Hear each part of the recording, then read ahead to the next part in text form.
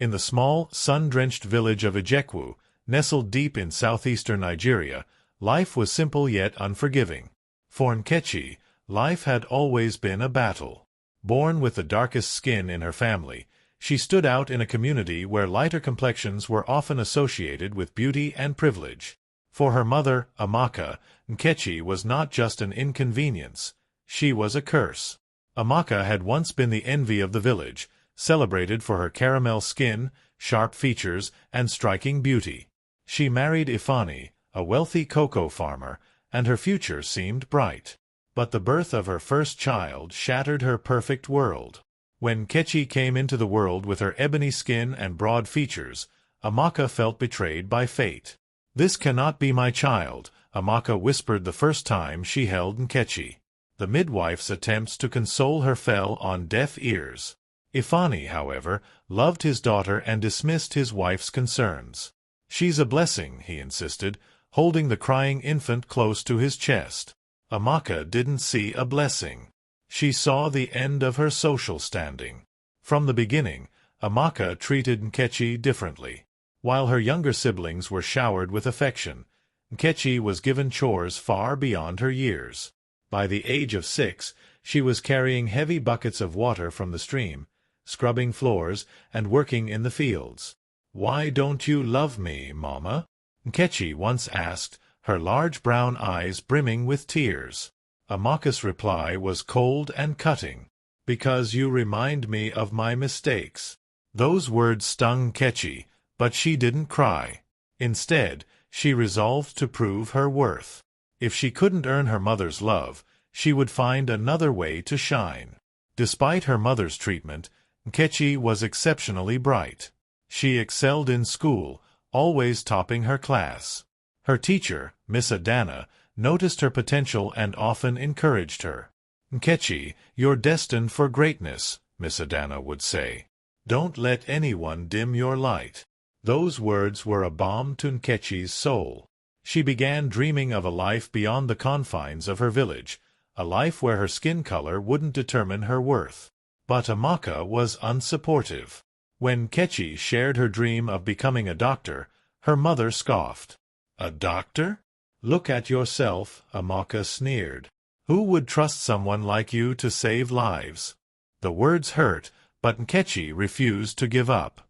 When Nkechi turned 14, tragedy struck their family. Her father, Ifani, fell gravely ill. The family's wealth dwindled as medical bills mounted, and within months, Ifani passed away. His death left a void in Nkechi's life. He had been her only source of unconditional love.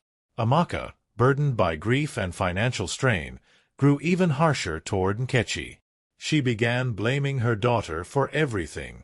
"If you hadn't been born, maybe your father wouldn't have suffered so much," she would mutter, her words heavy with resentment.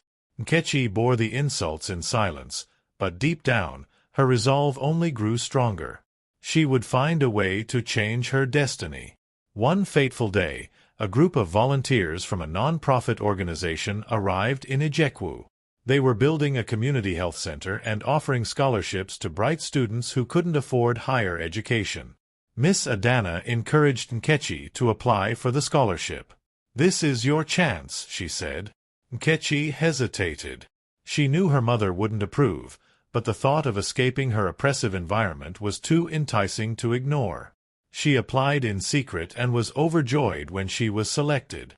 When Amaka found out, she was furious. "You're leaving your family to chase foolish dreams?" she yelled. "Who will help with the farm? Who will take care of your siblings?" "I want to make something of my life, Mama," Nkechi replied, her voice firm. "I want to help others." Amaka scoffed. "You'll never amount to anything." Nkechi left for the city with nothing but a small bag of clothes and a heart full of determination. The transition was daunting. Lagos was a world apart from Ijekwu, bustling, chaotic, and overwhelming. But Nkechi thrived. At the Scholarship Foundation, she met people who believed in her. Her mentor, Dr. Tund, a kind-hearted physician, took her under his wing. He encouraged her to embrace her heritage and reminded her that her dark skin was a mark of strength and resilience. "You're not a curse, Nkechi," he said one day. "You're a diamond, rare and unbreakable." For the first time, Nkechi began to see herself through a new lens. Nkechi worked tirelessly, balancing her studies with part-time jobs to support herself. She faced racism, colorism, and countless obstacles, but she refused to give up. By the time she graduated from medical school, Nkechi had become a symbol of hope for her community. She was offered a position at a prestigious hospital but chose to return to Ejekwu to serve her people. When Nkechi returned to her village, she was greeted with awe and admiration. The once shunned girl was now a respected doctor, and even Amaka couldn't ignore her accomplishments. But Amaka's pride was tainted with guilt. Seeing Nkechi in her crisp white coat, surrounded by villagers singing her praises, Amaka realized how unfairly she had treated her daughter.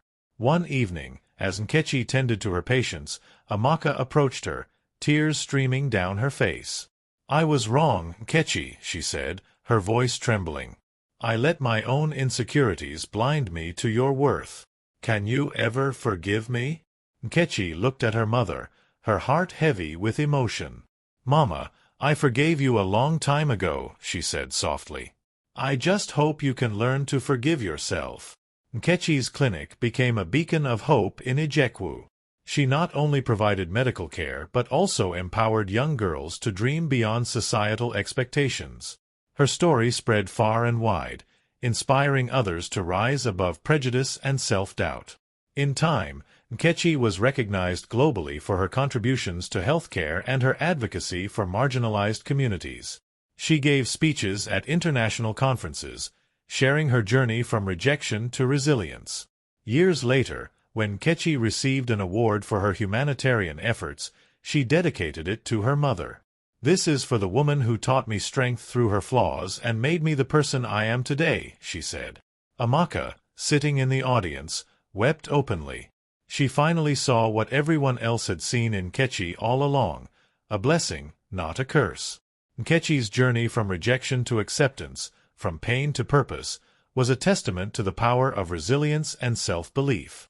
She proved that no matter how the world, or even one's family, sees you, it is how you see yourself that truly matters. In the end, Nkechi didn't just change her own life. She changed the lives of everyone around her, becoming a beacon of hope and a blessing to the world.